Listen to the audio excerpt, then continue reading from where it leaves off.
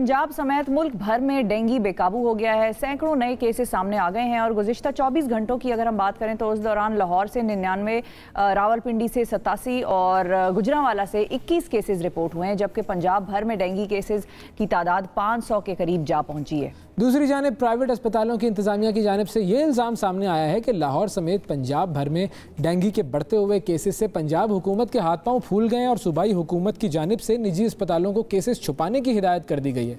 फिर दूसरी जानिब अस्पताल इंतजामिया के मुताबिक निजी अस्पतालों में डेंगू मरीजों के लिए जगह भी नहीं बची है, बेड्स के लिए सिफारिशें आ रही हैं। क्या सूरत हाल है? क्या वाकई पंजाब हुकूमत डेंगू के मरीजों की तादाद छुपाने की कोशिश कर रही है? और अगर ऐसा नहीं है तो फिर डेंगू मरीजों के लिए क्या इकदाम किए जा रहे हैं? इस हवाले से हम बात करेंगे। मुसरत चीमा साहिबा हमारे साथ मौजूद हैं, रहनुमा है पाकिस्तान तहरीक इंसाफ की और स्पोक्स पर्सन है। अस्सलाम वालेकुम मुसरत साहिबा। वालेकुम अस्सलाम, क्या हाल है आपका? वैसे हैं? बिल्कुल ठीक, बहुत शुक्रिया, आपने वक्त निकाला काफ़ी दिनों के बाद। और बहरहाल सूरत हाल जो आप देख रही हैं डेंगू के हवाले से, तो हमने सोचा उस पर आपसे बात की जाए। क्या सूरत हाल है इस वक्त? अगर हम नंबर्स की बात करें या अगर हम इस वक्त डेंगू की सूरत हाल की बात करें तो पंजाब में इस वक्त क्या आपको नज़र आ रहा है? क्या देखिए अवैस, जो बात आपने की है उससे मैं थोड़ा डिफ़र करूंगी, बिकॉज़ हम अगर हम फैक्ट्स एंड फिगर्स की बात करें ना, तो आप मुझे ये बताएं कि पूरे पंजाब में गुज़िश्ता जो 24 घंटे हैं उनमें 230 केसेस अगर रिपोर्ट हुए हैं और जिसमें से लाहौर के अंदर कोई 99 केसेस रिपोर्ट हुए हैं, तो इससे ये तो नहीं पता चलता कि हॉस्पिटल्स में जगह ख़त्म हो गई है। और उसके अलावा जो लाहौर के हॉस्पिटल्स है उसमें 266 जो है ना डेंगू के जो पेशेंट्स हैं ना वो ज़ेरे इलाज हैं। लेकिन इसके बरक्स अगर हम पंजाब के बरक्स अगर हम सिंध की सिचुएशन देखें, वहाँ 400% बड़ी है डेंगू की जो शरह है। और इस वक्त जो सिचुएशन है वो बड़ी वियर्ड है। और एक आपको पता है कि सिंध तकरीबन ऑलमोस्ट कोई 70 to 80% सैलाब में भी डूबा है, तो इस वजह से वहाँ पे केसेस बहरहाल पंजाब की निस्बत कहीं ज़्यादा है। लेकिन आपकी इस बात से मैं इत्तफाक करूँगी कि ऑल्दो हमने जो पंजाब गवर्नमेंट है उन्होंने लार्वा इंस्पेक्शन टीम्स तो बनाई हुई हैं, वो जा भी रही हैं। जब तक हम इसका देखें, हमारे मुल्क के अंदर जो कल्चर है ना, हम लोग प्रोएक्टिव अप्रोच के ऊपर जाते ही नहीं है। एक चीज़ हो जाती है तो फिर उसके ऊपर हम एफर्ट्स करते हैं। एफर्ट्स होनी चाहिए कि होने ही ना दिया जाए जब तक लार्वे का तदारुक या इसको प्रॉपर तरीके से हम इससे छुटकारा नहीं पाएंगे, डेंगू आता रहेगा।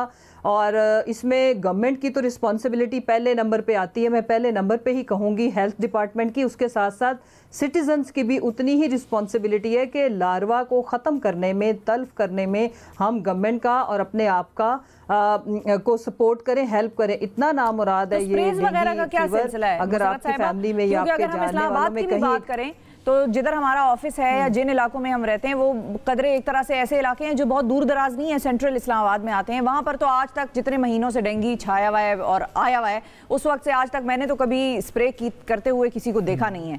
तो लाहौर की क्या सूरत हाल है? पंजाब की जिन शहरों में डेंगू प्रेवलेंट है वहाँ पर कोई स्प्रेज हो रहे हैं, कोई इस किस्म की मुहिम चल रही है आप लोगों की?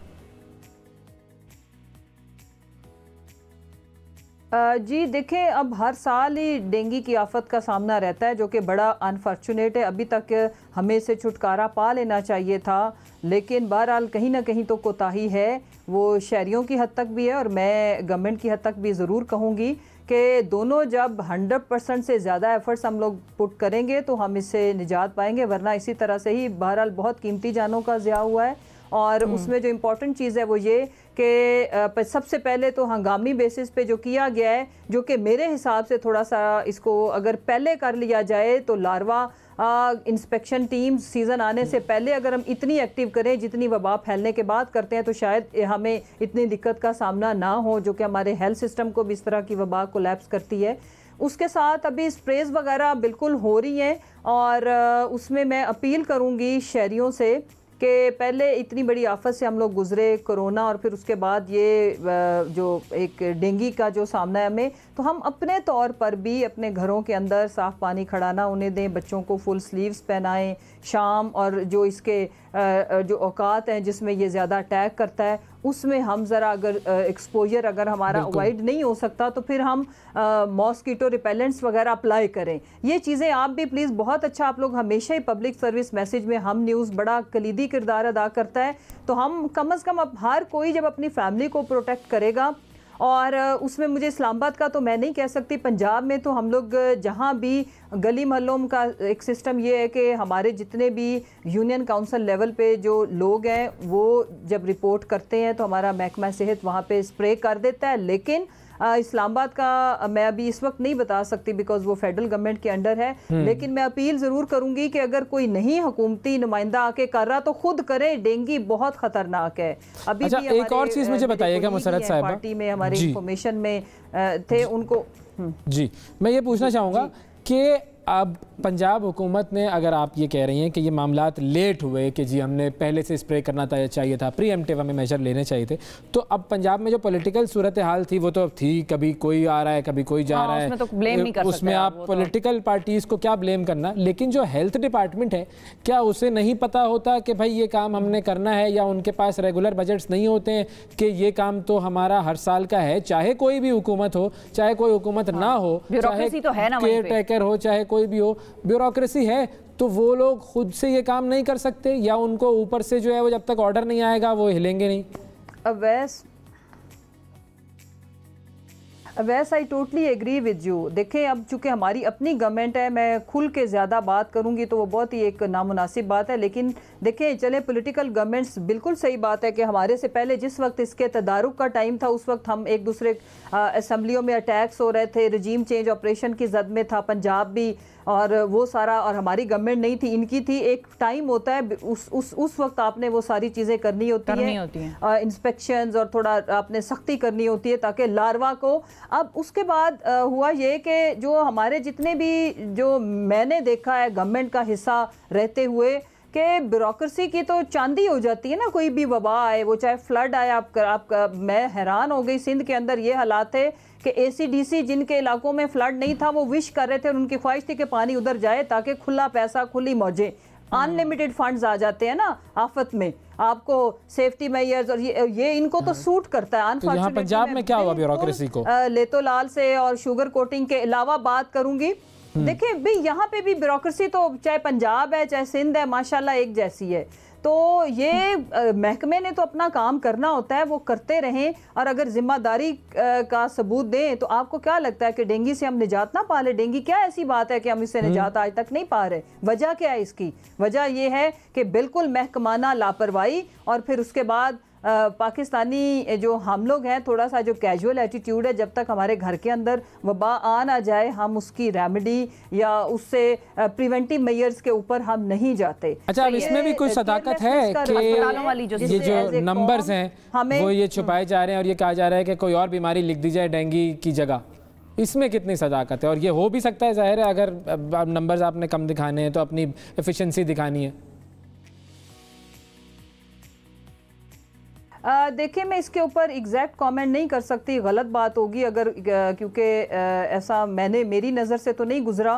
तो ब्यूरोक्रेसी को वैसे माशाल्लाह ये तरीके अपनाने तो खूब आते हैं, लेकिन इम्पॉर्टेंट चीज़ ये है कि इसमें अगर मज़ीद ज़िम्मेदारी का मुज़ाहरा किया जाता तो ये इस तरह की सिचुएशन ना होती। इसका नट शेल यही है। पिछली दफ़ा भी जब कोरोना था तो कोरोना के पीछे पूरी कौम पड़ी हुई थी, तब बहुत अमवात हुई थी, बहुत डेंगू फैला था और बहुत बुरे हालात थे।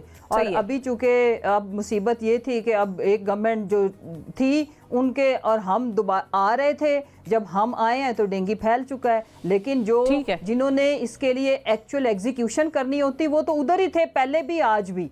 तो अगर वो जिम्मेदारी का मुजाहरा करते तो आज एक और इम्पोर्टेंट क्वेश्चन है सेहत के हवाले से, और सेगमेंट का आखिरी सवाल है गालिबन के हेल्थ कार्ड के हवाले से लोग बड़ी कंप्लेंट कर रहे हैं। वो कह रहे हैं कि कुछ डॉक्टर्स के पास जब आप लेकर जाते हैं तो उनका अस्पताल तो हेल्थ कार्ड दे रहा होता है, लेकिन डॉक्टर ज़ाती तौर पर ये कहता है कि मैं हेल्थ कार्ड को फैसिलिटेट करने के लिए रजिस्टर्ड नहीं हूँ, तो आप मेरे पास फिर ना आइएगा, आप फिर किसी और के पास चले जाइएगा। या बहुत सारे ऐसे अस्पताल हैं जो कि बड़े मेन स्ट्रीम हॉस्पिटल्स हैं और लोगों को ये बताते हैं कि नहीं भाई, हम क्योंकि प्राइवेट हॉस्पिटल हैं तो हम हेल्थ कार्ड पे फैसिलिटेशन नहीं देते, सिर्फ सरकारी अस्पतालों में। ये क्या सिलसिला है और ये कन्फ्यूजन है? कोई गवर्नमेंट को चाहिए कोई लिस्टें जारी कर दे कि हेल्थ कार्ड इन अस्पतालों में एक्सेप्टेबल है, आप इधर जाएं, प्राइवेट भी और गवर्नमेंट के भी।